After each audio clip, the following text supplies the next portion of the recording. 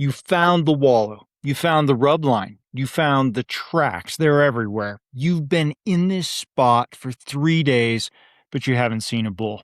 And that's the sign trap. And most elk hunters never climb out of it. The problem isn't your location, it's your approach to the location.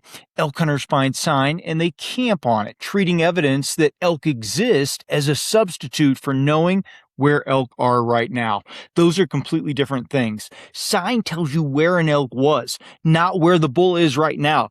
This episode is going to break down the difference between hunting elk sign and hunting bulls. Once you understand it, how you move through the mountains changes completely. Now, I've spent 34 years hunting and guiding western elk across high alpine country, dark timber drainages, and canyon systems, and 30 years as a professional strength conditioning and nutrition coach, working with athletes at every level, including years competing as an elite athlete myself. In all of those worlds, the best performers don't react to old information. They find the target in real time. Here's how that applies to hunting bulls.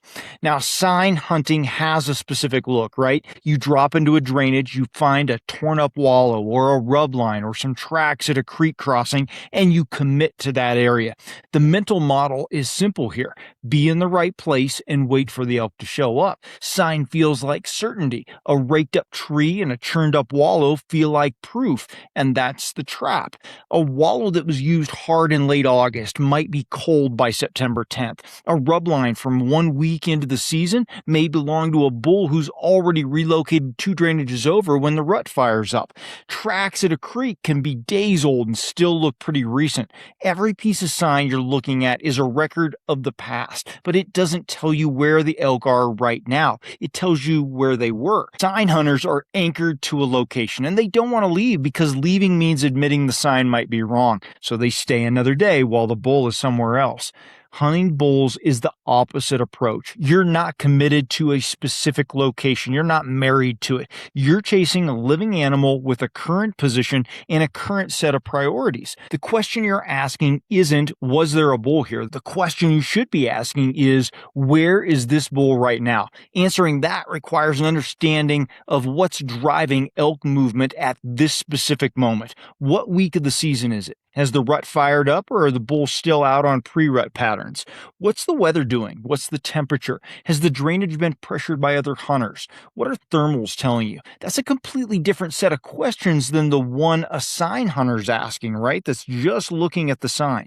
Hunters who hunt bulls cover ground with their eyes first, not their boots. They glass from vantage points whenever possible. They listen for bugles. They read the country before they drop into it. When they locate a bull visually or acoustically, auditorially, they shift into execution mode. The setup isn't based on where sign is, it's based on where the animal is right now. And when a setup doesn't produce, they move. They don't wait for the mountain to come to them, right? That willingness to move is the defining difference between the two approaches. Now let's talk about 3 specific ways that sign can get hunters into trouble. The first is the seasonality of the sign. Elk move through terrain in phases, right? High alpine basins hold them in August. Staging areas at mid-elevation pull them down in early September. When the rut fires up, the cows dictate everything and the bulls follow. A wallow used hard in late August can be cold by September 15th. A rub line from opener may belong to a bull who's now 2 drainages over running on cows. The sign is real. The information it carries about current elk location a lot of times is not.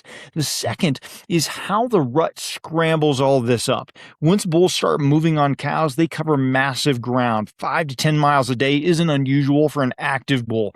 His sign from the first week of the season is a ghost of where he was, not where he is right now.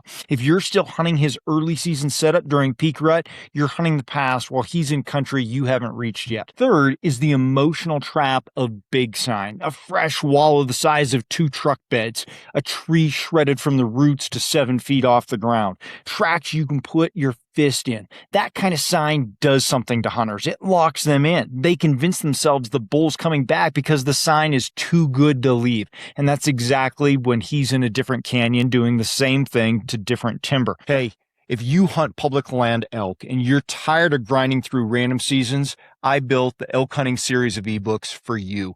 Most hunters don't struggle because they lack effort. They struggle because they lack a system. And that's exactly why I built the elk hunting ebook series as a complete progressive framework for Western elk hunters who are done guessing and ready to hunt with intention.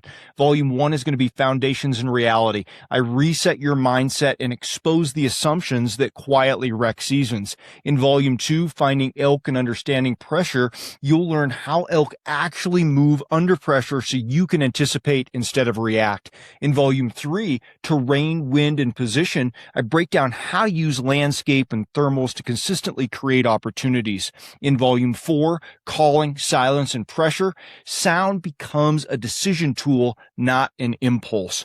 In Volume 5, Bow Hunting Execution, we're talking about close range strategy so you can finish your encounters. And in Volume 6, Late Season and Post Rut, we're talking about how elk shift after the rut and how to adapt when others quit. This is a system built for consistency. This isn't theory. It's a structured system to help you find elk, read country, and make confident decisions every season. Buy each volume individually or bundle them all to save 50% off at backboneunlimited.com.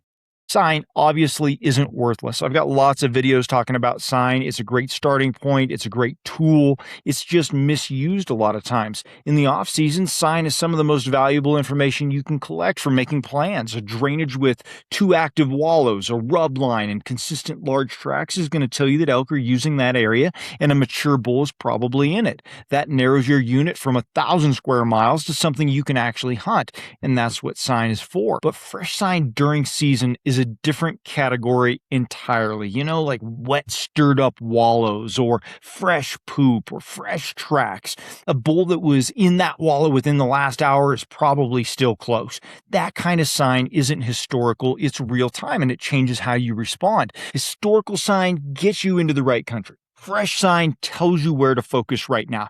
The distinction is simple, but neither one replaces actually knowing where the bull is. So here's what hunting bulls actually looks like. You glass maybe before you drop in if your country allows it from a high vantage point that you can look for movement, a color change against a hillside, the shape of an antler, anything that tells you where elk are positioned before you ever step foot into the drainage.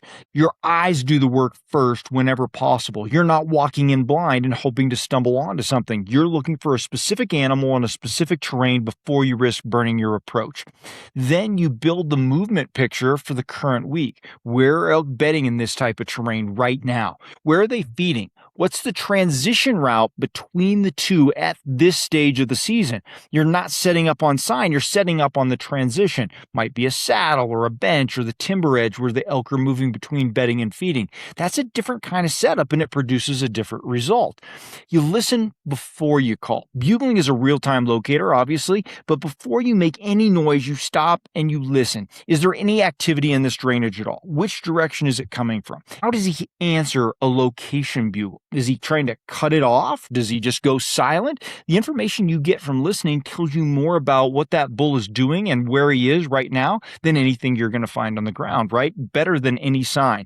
So when you get into a setup, you also have to give it a reasonable window and then you evaluate. If the conditions are right, nothing's happening, you're either in the wrong spot or the wrong timing. Either way, maybe you move, you adjust the setup, you change your position, or you relocate to the next priority area. The hunter who adjusts the fastest oftentimes makes the most setups, and setups are where tags come from a lot of times, more at bats. But none of this means you're moving around the mountain randomly. Every relocation has a reason. You're building a picture of this drainage and this bull based on what you're seeing, hearing, and reading in real time. The adjustments are informed, but they're just adjustments, not commitment to a single spot because the sign looked right when you walked in. The mental model underneath all of this is pretty simple too. Sign hunting is location-based. Be in the right place, Bull hunting is animal based. Find the right animal and close the distance. One approach is passive, the other is active. One looks at the ground, the other looks at the country. Sign is going to get you into the right part of the mountain, obviously, but it's not going to find the bull that you're looking for necessarily. Understanding the difference between what sign can do and what it can't do is a lot of times what separates hunters who fill tags from hunters who come home with a great story about all the sign they found, all the elk activity that was there, right? So stop asking where elk were and start asking where the bull is right now. Now, if this episode made you realize you need a better elk plan this season, don't just watch another video and hope it all comes together. Build your plan right now. If you want to study my full system on your own, start with my elk hunting series of ebooks. If you want daily guidance, accountability, and a place to ask questions as season gets closer, join me on Team Backbone. If you want my eyes on your actual hunt plan, your maps, access, terrain, pressure points, wind, thermals, and your strategy, book an elk hunt plan audit with me and I'll help you tighten it up before season. If the missing piece is your body, your legs, your lungs, or your ability to handle mountain miles and a heavy pack, check out my Backbone Unlimited training plans. One is greater than zero. It's never too late to start getting that in. And if your nutrition is where you need more structure, getting leaner, fueling long days, or building a better in-season food plan, check out my nutrition plans.